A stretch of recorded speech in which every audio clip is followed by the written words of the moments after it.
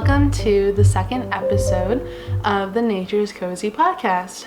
My name is Allison or Allie, whichever you prefer, and I am the maker behind Nature's Cozy, and you can find me on Instagram or Ravelry by that name.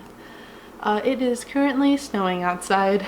It's been gloomy all day. Because it's been snowing, I figured I would drink my coffee in an I Smell Snow mug by the overflowing cup. I probably shouldn't be drinking coffee right now because it's past 4 o'clock. I have a lot of work to do tonight in regards to like my research and my schoolwork, so that's kind of needed because I'm feeling pretty tired. But yeah, it's been gloomy down here in good old Champaign, Illinois. It's currently Wednesday, February 5th, 2020. And yeah, second episode. Wow. I just want to say, I guess I want to say thank you to everyone who watched the first episode, who liked and shared. A few of you shared my video on Instagram, which was like wild. Anyone who subscribed, I mean commented. As I said in the first video, I was very nervous, and I'm still a little nervous, but I just had butterflies the whole entire day, and just seeing just like a good sorry, my phone's like going off, so like distracting me for a second. Just I don't know, I just felt very happy. I was just filled with happiness this whole the whole weekend, because yeah. So I just want to say thank you to everyone who liked it and who commented and all that good stuff. Yeah, so let's see, what have I been up to these past couple weeks? You know what, hold on, I gotta bring my coffee closer to me. I'm sorry really quickly if you see a slight glare in my glasses, because I'm probably going to be making these podcasts in the afternoon. I actually ended up buying a studio light. I put it off way to the side because when it was in front, one, it was way too bright, and two, the glare on my glasses was really bad. I think for the most part it's fine now, but and regardless, in advance, I do apologize in case that bothers anyone. Oh no, I love fresh coffee. Anyways, yeah, so let's see, these past 2 weeks I went to a conference. So I went to the Midwest Fish and Wildlife Conference for my field. It was interesting. So I've been to a lot of conferences where it's heavily research based. This one had more of the state agencies there, and it was just kind of interesting to hear more about the management. Something that was also kind of interesting, I don't know, you know, everyone has different takes on hunting and whatnot, but regardless of how you feel about hunting, a lot of conservation, a lot of funding that the state gives to researchers comes from actual hunting, comes from hunters. So when people buy different like hunting licenses or duck stamps or like equipment, they'll get like an extra tax, and so then that goes to, I believe it's called the Pippin Robinson Fund, and then that helps fund, like I said, research, and it could be for management or conservation, all different kinds of things in said state, but you know, it's state. But hunters the numbers have been going down, so now people are kind of talking about, it was a lot of recruitment type stuff, which is fine, but it's a little bit different than what I was kind of expecting. So yeah, that was kind of interesting. But besides that, I haven't really been knitting all that much these past couple weeks, which I was actually a little bit nervous about starting this podcast. There was only one, maybe 2 days in 2019 that I did not knit. Again, knitting is a lifestyle for me. I love knitting. Obviously, I'm here making a podcast. Oh, I guess if you don't know what this is a knitting podcast. Now you know. But I also read. I'm a reader. And I haven't, reading has kind of taken a backseat, but I got really entranced in this one book series that I'll talk about later after I show everything, because not everyone's into reading, or maybe they're not interested in what I'm gonna show. So yeah, I will talk about that later though. Last Friday I did not knit or crochet because I was in it. I literally read myself to exhaustion last week, but it's fine. It's fine. It's great. I do not regret my decision. Yeah, so I'm sorry, I have everything here in front of me, so maybe that's why I'm kind of looking down to kind of see like, oh, what am I gonna do first? But I guess really I should show my shawl first. So this is the Marinna shawl by Ambah O'Brien, and I mentioned my fiber share partner in the last episode, Terry. She was my partner last winter, and we did, this is our first make along or knit along that we did together. And so this is a beautiful, beautiful lace pattern, and you have the flowers, and I did this in Woolberry Fiber Co. Graham's Garden, and then you have some garter, and then you have this lace, like this leafy lace section, and the green is the Candace from the Farmer's Daughter Fibers. I always like get tongue twisted on her name, in olive oil. So I think I've knit about 4 different shawls. One of them was a gift from my mom. I love all the shawls I knit. I usually wear my Bennett Sisters shawl though, or this shawl the most out of the 3 that I have. I love my Bennett Sisters shawl a ton. I absolutely love it, but I think this one's probably my favorite that I've done so far, purely because it's lace, and I have always struggled in the past with lace. So the first shawl that I knit also had some lace, but not as intricate as this, and that being my first shawl, that was like the challenge for myself, and I felt really really good about it. And then this one I also struggled a bit. I didn't realize the importance of stitch markers when I started knitting this, and I think halfway through the flowers I kind of like fully understood like, hey, I should put markers here, and I did, and then I learned my lesson. But even then, like with the leaves, I still had like some mess ups, so I was like doing some stitches differently. But I think just because it was a little bit more of a challenge knit for me, and I'm really, really happy with the result of it, and I powered through, and I struggled, and I ripped back, blah, blah, blah. That's, I think, one of the reasons why I love it so much, and also because it's nature, right? I have my flowers, I have these little like leaf lace areas. Anything that's inspired by nature is usually always my favorite. So yeah, so let's see. And also, man, I don't know if anyone else feels this way, but even though I enjoy winter, I kind of have a love-hate relationship with winter. I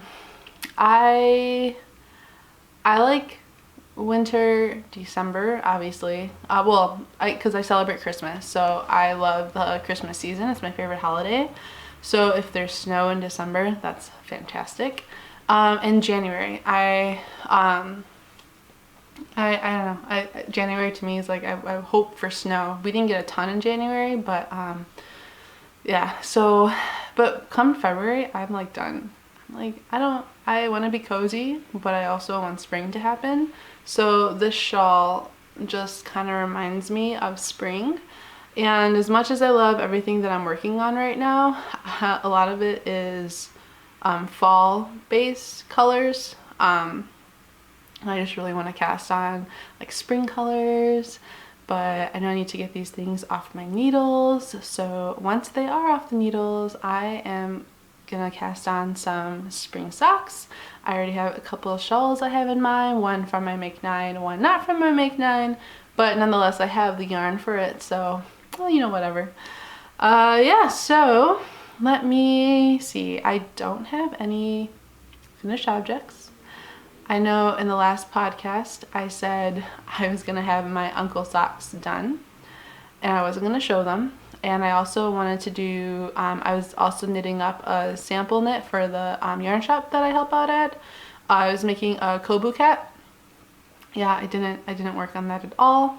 Didn't work on my no frills at all. So again, a conference and a lot of reading. I was good though with my make 30 for 30, and I did work on my uncle socks. So let me start with the make 30 for 30.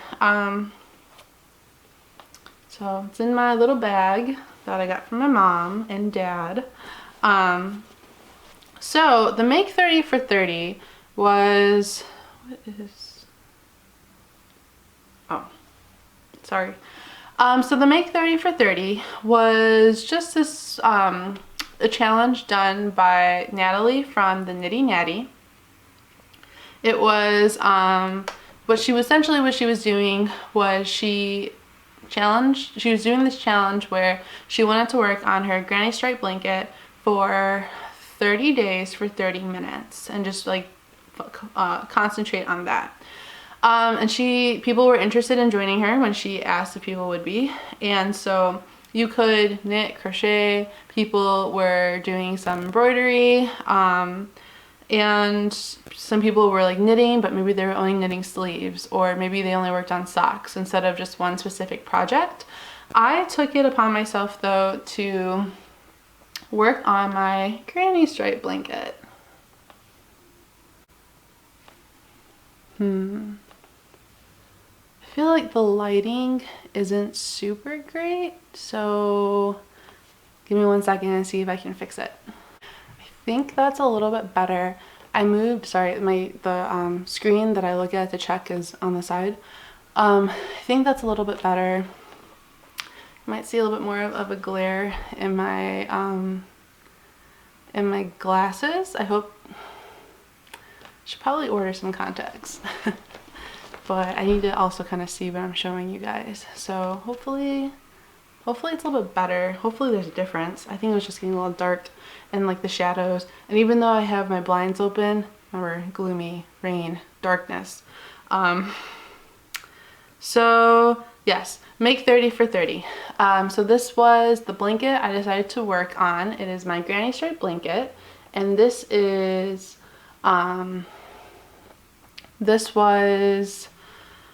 this is my Christmas granny stripe blanket. So I decided that all of the advents that I got in 2019, I was gonna put in here, and then any advents that I ordered in the future in 2020, or just in the future, I'm gonna add in this blanket. So I'll have like a Christmas like blanket, Christmas granny stripe.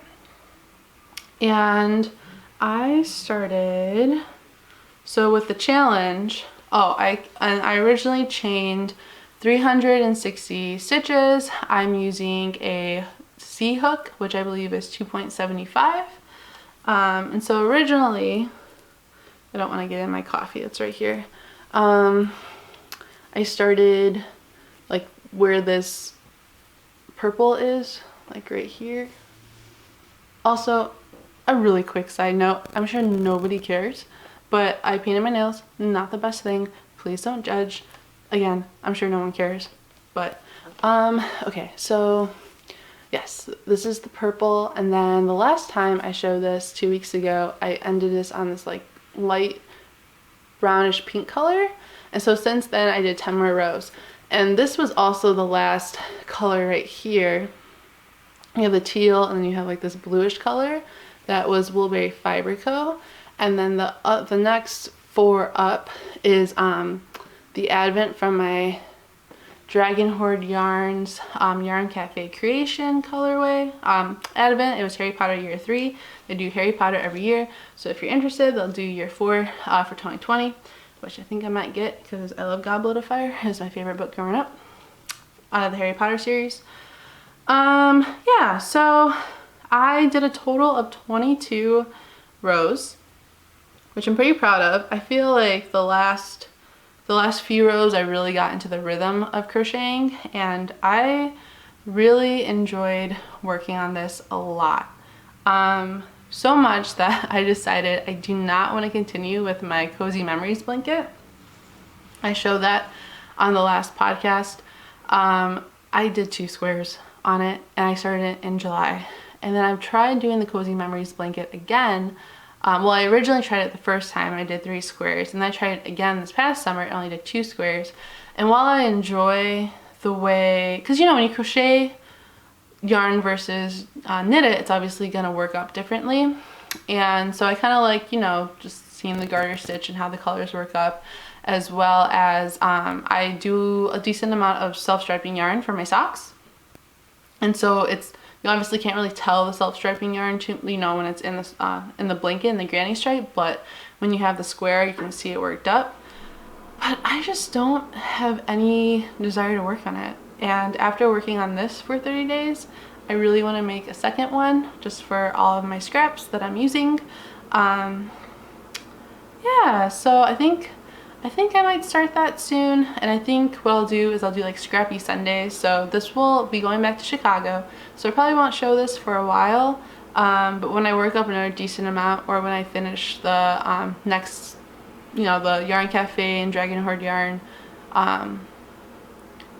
ad events, maybe I'll show it again. But besides that, it's gonna go in Chicago, and then maybe if I'm down here in Champaign, I will work on, like on a Sunday, I'll work on one that I'll start down here. I guess for anyone who, like, this is the first time watching me, I am originally from Chicago, but I go to grad school down here in Champaign, so that's where that reference came from.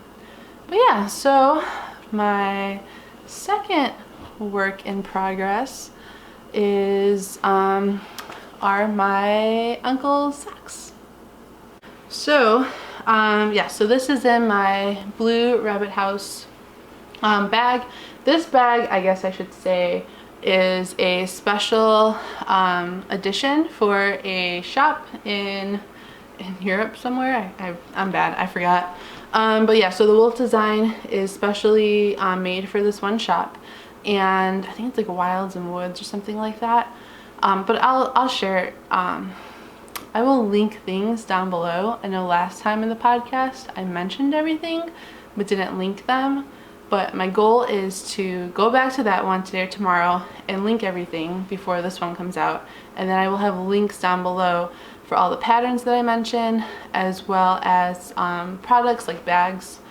And then I'll just list the different dyers that I mentioned. But yeah, so this is, so if you really do love this bag and you're interested in it, like I said, I will leave the webpage down below. But what I did was I emailed them to get on their pre-order list. This was back in September. Then my parents bought it for me for Christmas. Like I told my mom. So if they still do the pre-orders and you're interested, but rather than that, she has a ton of beautiful different animals. I have a bear one too that I'm sure I'll show you eventually. But yeah, so okay, so this is I have a hoe. So I didn't finish my uncle's socks, but I did do one. So this is Gray Gardens by Legacy Fiber Artz. I would say that because of the lighting, it's coming up a little bit more warmer. I would say it's definitely on the cooler side, but it's still, for the most part, fairly accurate. I would just say just a little bit more on the cooler side. I cast it on 72 stitches. That's what I do for men's. And I did this broken rib pattern. I just saw it online one time.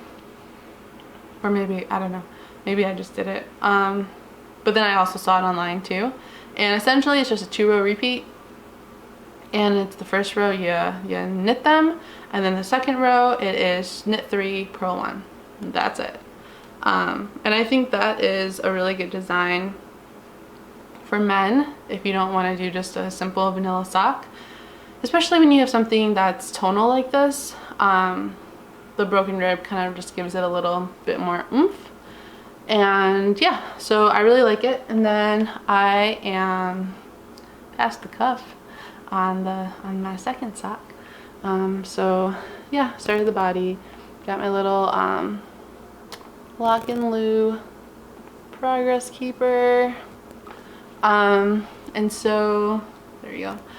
Yeah, so my goal is to, even though I said last time I was gonna have these done, these will definitely be done. I'm hoping by this weekend, so I can have them blocked either by Sunday night or Monday. And then I'm not going to Chicago this upcoming weekend, but I will be going the next weekend after.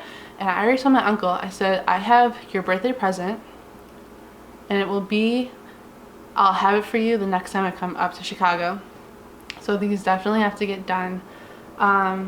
Again, I'm just feeling a little disinterested in knitting for other people because I kind of got burnt out on that for Christmas, but you know, I'm taking a break after this and the Kobu cat that I showed last time. So there's that. And then okay, so that is all I kind of have to show in regards to what I showed last week. But then I am going to show 2 whips that I didn't show last week. So the first whip, since we're talking about socks, is in my Jenna Rose bag. Again, I love Jenna Rose designs. She, just like the Blue Rabbit House, she draws up her own designs and then prints them and then sews up her bags. And I have in here a sock that has been on my needles since fall. Now, usually I finish socks, as I showed you my uncle's socks, usually I finish them fairly quickly. Usually at the longest, they usually linger on my needles for about a month. But these have obviously been on my needles much longer. These were my, oh no. Sorry, give me 1 second because this is not, yeah. This is, come on, focus, a Homespun House, and it is her Spice Cider colorway. And this is on her cashmere base. I believe her cashmere is 70-20-10, so 70% superwash merino, 20% cashmere, 10% nylon. If it's not, it's 80-10-10, but I'm pretty sure it's 70-20-10. And then I have this little, oh come on, this spice little apple cider donut on as my little progress keeper, because again I was working on this in the fall. The progress keeper is by the Gnome Knitter, and yeah, it's interesting the way it's kind of knitting up. I'm pretty sure I did 60 stitches on here for my toe, my feet, which is usually, I do anywhere between 60 to 64 depending on the base of the yarn, as well if there's a pattern. But it's kind of interesting because you're getting like these skinny lines, and then you get more of these heavier chunks of yarn, of color, and then she has all of these different speckles. So it's really fun to work into. And again, her cashmere base is by far my favorite cashmere base I have ever felt. It feels like butter. I believe Molly, she gets all of her yarn from Germany. I know for sure she gets her cashmere, and I think she just switched over so that all her other yarn is imported from Germany. But yeah, so the nice thing about this is because it is from Germany, most yarn dyers aren't going to have this base, so it's a little extra special. I know some people are a little nervous about knitting with cashmere in regards to your feet. As someone once told me, your feet deserve it. I believe that was Terry, my fiber share partner. And yeah, so I would say go for it. I think your feet do deserve it. Your feet deserve to be nice and cozy and some wonderful cashmere. But if you are nervous to knit socks with cashmere, I would highly recommend this base for just a really soft shawl. I would love to knit a shawl out of her cashmere base, maybe even a sweater or a cardigan. I don't knit a lot of garments, but I really want to get more into cardigans just because I feel like I might wear those a little bit more than sweaters. But yeah, so these are my socks that I will start to work on once I finish my uncle's socks, which will be this weekend, I swear. So for my last whip that I'm going to show you is in my Prickly Owl bag. So I've showed the Prickly Owl again last time. She's one of my favorite bag makers.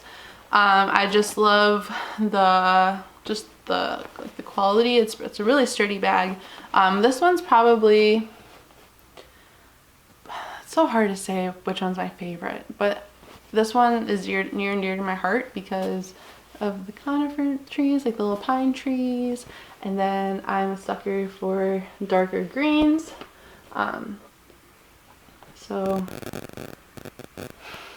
Like dark greens, forest greens, evergreens, those are my favorite colors. Green's my favorite color, and then the blush pinks. So I love this bag a lot. And what I have inside that I haven't worked on since the fall, I started this last August, and I picked it up on and off in the fall time, and then I just haven't picked it up in the fall. And you can also tell by the progress keeper that is on here, which I'll switch out. I haven't decided yet which one I want to switch this up for, but this is my Homestead shawl.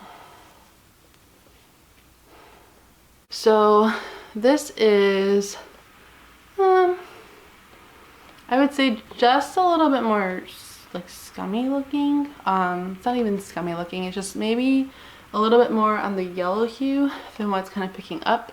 I guess if I'm here, it's a little bit more, that's accurate, I would say. But here it turns a little bit more light green.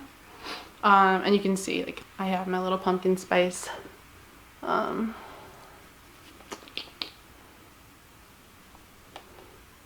progress keeper that I plan on switching up.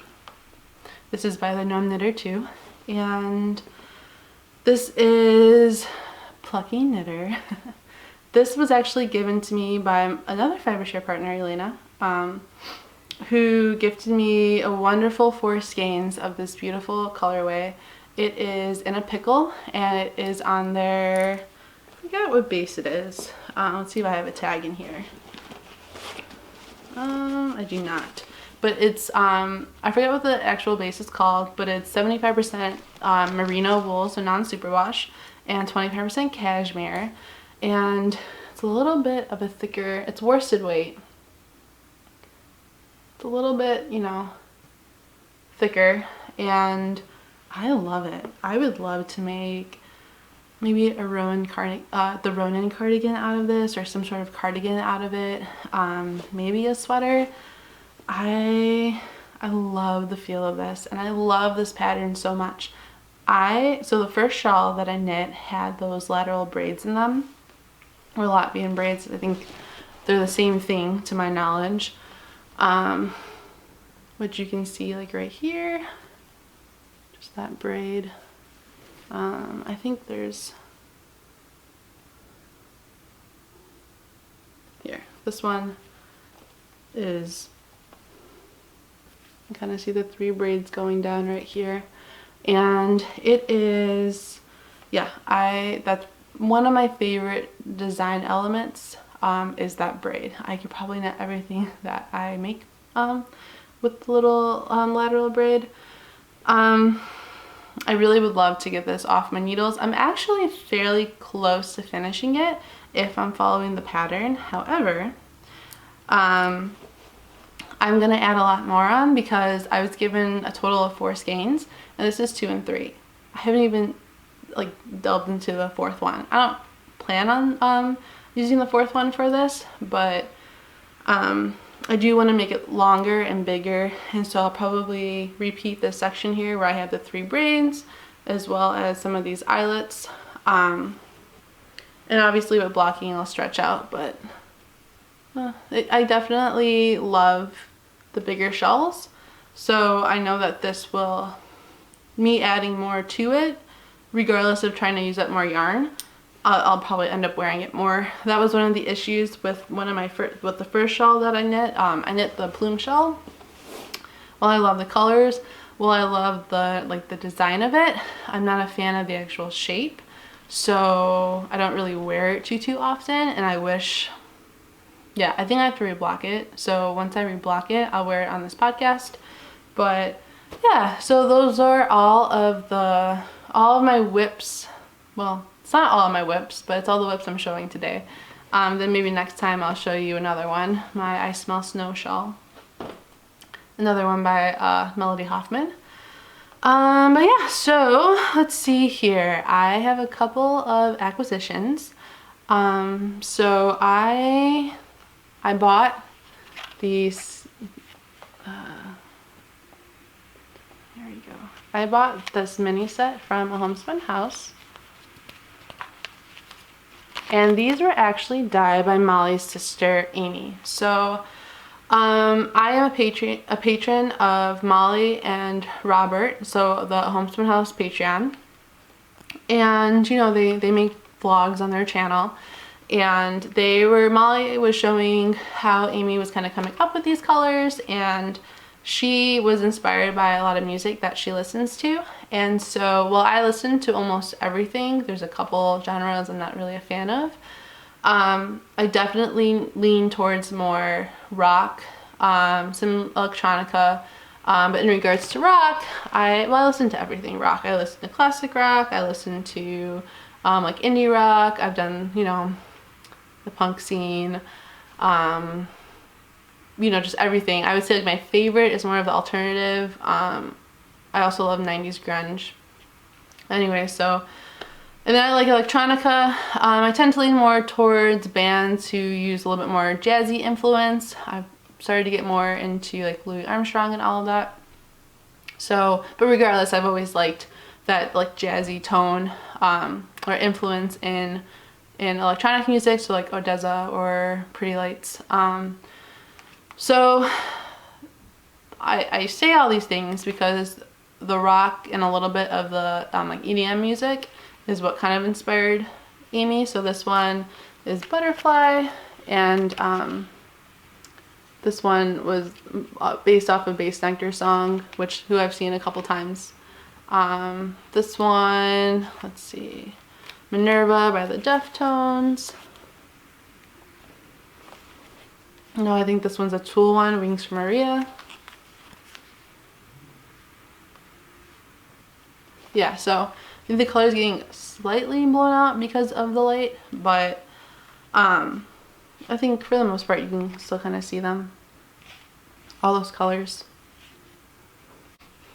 So yeah, so that's kind of why I bought that one. And again, they're minis, so not like buying just one skein, but getting 5 colors worth. And I definitely will be adding these to my granny stripe blanket whenever, like the scrappy one, whenever I decide to make that. And I'll add all the Homespun House Patreon minis, and then I don't think I'll make it just a Homespun House. I think I'll add all of my minis in there, or leftovers. But yeah, I think, I don't know, it's just fun. It's something different. Yeah, so. And then my other acquisition isn't a yarn acquisition, but nonetheless, it is super fun. So this is the By Hand cereal magazine. So it's like Making Communities. This magazine, so this is Vermont and New Hampshire. I would say that this one is probably my favorite out of all the ones that I tend to buy. So I buy by hand. I have the Making magazines, and I also have all the Lina magazines. This magazine, if you don't know anything about this magazine, it is a combination between the Making magazine and Lina, in the sense that it doesn't just focus on knitting, although there's a ton of knitting patterns in here, and that is a main focus. But it's like the Lina magazine in the sense that it has all these interviews with makers, with like yarn shops, and it's not just knitters or designers, it's a ton of different kinds of makers. And they also obviously highlight a certain part or like Lina, they do, you know, like the different like parts in Europe. They do different countries in Europe or cities in Europe. This one does different states, or they do different like cities or provinces in Canada. I hope that's exactly how yeah. So yeah. I would say I am a huge traveler. So while I've been out of the States a few times, and while I still would love to, like my dream is to travel every continent. I want to see a ton of different places around the world. I also really want to visit every state. I think I'm about like 26 or 27, so I've seen about half. And I get so, it's just so interesting to me, just how different, you know, the America is, and or even just North America. I know not everyone is from the United States or even Canada. You know, Mexico is part of North America too, and Central America, and pretty sure Central America is part of North America. I'm double guessing myself. So where was I?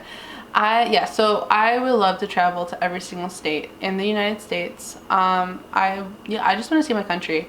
I think it's so cool to see how the landscape just changes from each region that you travel to, right? Like, think of like New England and the different kind of woods that they have in the Appalachian Mountains, and how that leads into, you know, the southern states, and then also thinking about the Midwest and all the prairies, and you know, obviously you go even to the west, you have the mountains, you have the deserts, and then just the different two oceans on each. I don't know, it's just so interesting to me. I love visualizing just how the landscape changes. I want to visit every national park. I want to visit every state, and I think it's also really interesting how culture changes across the states.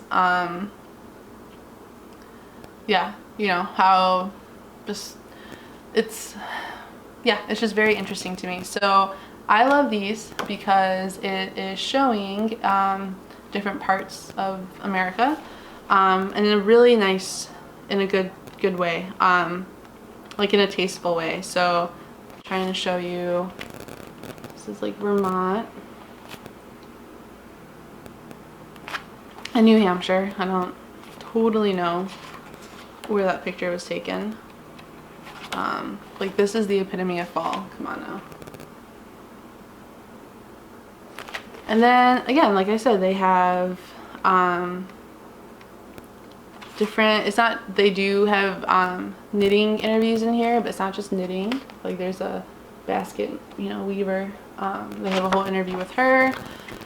And then they have, like, I can make a pie if I want. And just, they have sewing patterns in here too for anyone who's interested. Yeah, I love this magazine. Again, I love the interviews, I love the photography in it, I love how they do different regions of the United States, as well as looking at Canada.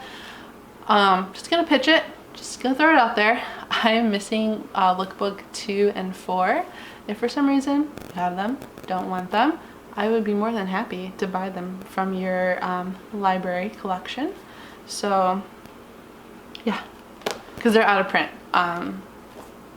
A lot of the books that they had prior were out of print. So and then really quickly, the other two that I love by hand is the Michigan's Great Lakes.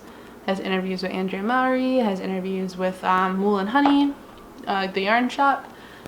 Again, Midwest girl, love that's being represented, even if, you know, it's not Illinois, it's a different state, but nonetheless, Michigan, like Lake Michigan. And then this one is probably my all-time favorite out of the, I haven't really, again, I haven't looked too much into the new one, the Vermont and New Hampshire one, but out of the previous ones, the Montana one is probably my favorite. Yeah, let me see if I can find, I'm trying to like show like more of a landscape picture, which I am failing to show. Oh man, I guess I should just pick a picture. No, I'm just okay, here we go. I don't want to ramble too much, even though I'm sure half of this podcast is me rambling, so especially when I'm trying to remember which sections of the world are on what continents. Yeah, so that is all of that in regards to any knitting related things, but I did want to share what has been keeping my attention. Why have I not been knitting or crocheting so much? That is because I have been reading the A Court of Thorns and Roses trilogy. So I have heard people actually in the community talk about A Court of Thorns and Roses, and so it was published in 2015, so maybe you have all read it or some of you haven't read it, but maybe we're thinking about reading it. It is kind of young adult. It's fantasy. I love a good fantasy novel, especially a romance one, and this one just like checks off all the boxes. It's about fairies, but you know, they're not little tiny little things flying around. They are much more powerful than humans, and it essentially follows this human, Feyre, and she, you know, like gets into the fairy realm and blah blah blah. And yeah, so my cousin Morgan, who I'm a reader, but she is a reader. I was at the bookstore with her, and she was like, I mentioned like, oh, I've been wanting to read that series. She's like, it is so good. The second book is one of her favorite books. If you're interested in more, if you like watching people who talk about books on YouTube, so like booktubers, I think maybe that's what she calls them. She actually has her own channel, so she does a lot of reviews on different books. She does different challenges. So if you also love reading as much as we do, her YouTube channel is, and Instagram is, Books of Morgan, which I will link down below. Yeah, so I read this. I started it in the beginning of January 1st, and I like read it halfway, and I got really into it, and I just stopped for a couple weeks. I just didn't pick it up. I got, I think, more into, you know, the knitting and whatnot. And then I read it a little bit, and then about, I don't want to spoil anything away, but for those who have read it, Feyre goes to the fairy realm, then she leaves it, and then she comes back. And when she comes back, that's when I got like, I was in it. So once I read that, I finished it right before my conference. And then I went down to one of the bookstores. My conference was in Springfield, Illinois, but they didn't have the second book. So I ordered off Amazon, and I had to wait patiently until I came back to read it. And these aren't hard reads, but they are kind of like, they are on the bigger side. So this is a little over 600 pages, and I read this in 4 days, which I read, but I haven't read like that in a really long time. So I was pretty proud of myself. Even though my cousin's like, I can read the whole series. There's 4 books in 1 week. I'm like, okay. Yeah, like I said earlier, I read myself into exhaustion. Now, granted, I will say some of the writing, it's kind of corny. It's like, okay, like I see what you're trying to do, but again, it's a little too cheesy. However, this is, if you love magic, if you love romance, this is a good book for you. Oh man, yeah, I loved that book, and that is why I did not knit or crochet last Friday, because any chance I got to pick this book up and read, I was reading it. And I finished it on Saturday, and then, you know, I finished it and I was like, well, I have to go to the bookstore and buy the 3rd book. So I did. This one, so I'm getting closer to being done with it. I'm reading it a little bit slower, one, because I need to work on my research, which I got a little bit behind on reading the 2nd book, so that's why I'm drinking the coffee now, so I can like catch up this evening, and also to kind of like savor the story. So this is a trilogy, and then Stephanie Mace Oh my god, Sarah is her name, that's her first name. She wrote a 4th book that's a sequel to the trilogy. Apparently it's okay, but I still want to read it. I don't know. I have no idea where I was going with that. Totally lost my train of thought. But anyways, oh yeah, so I just want to savor it. And also try to find that balance between reading and wanting to knit, because I feel like I'm like one or the other. And I really want to learn how to balance those two things a little bit more. So yeah, I do know that I can't start the 4th book until I am in a book club that I helped start. We're having our first meeting on February 23rd, and I have to read Wuthering Heights for that. So the goal is to finish my Uncle Socks and finish this book by the weekend, and then start reading Wuthering Heights, work on my Kobu cat.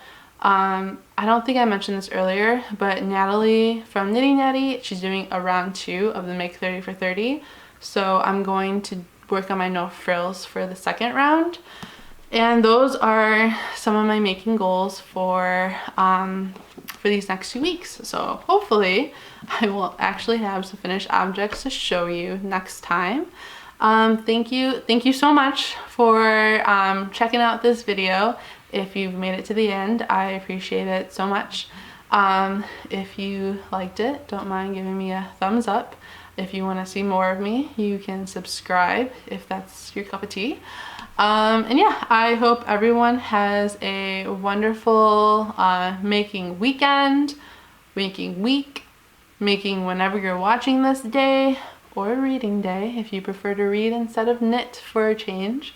Yeah, have a wonderful, wonderful day, and I will talk to you all later. Bye.